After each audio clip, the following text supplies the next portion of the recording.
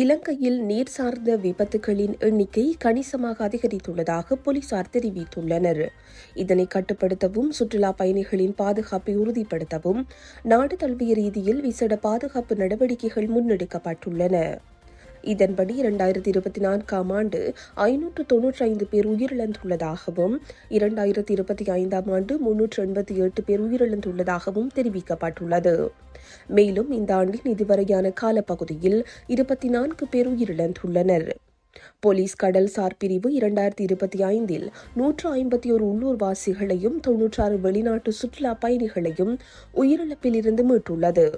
அதேபோல் 2026ஆம் ஆண்டு இதுவரையில் 17 உள்ளூர்வாசிகள் மற்றும் 16 வெளிநாட்டவர்கள் ஆபத்தான நிலையிலிருந்து காப்பாற்றப்பட்டுள்ளனர்.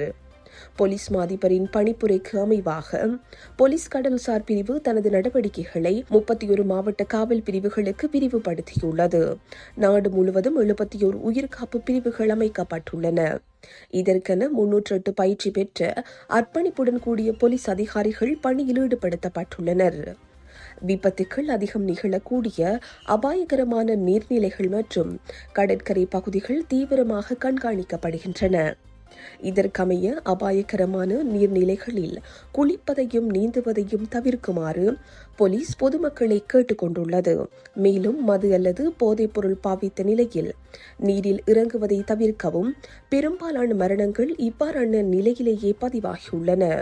மேலும் மது அல்லது போதைப்பொருள் பாவித்த நிலையில் நீரில் இறங்குவதை தவிர்க்க வேண்டும் என்றும் பெரும்பாலான மரணங்கள் இவ்வாறான நிலையிலேயே பதிவாவதாகவும் குறிப்பிடப்பட்டுள்ளது.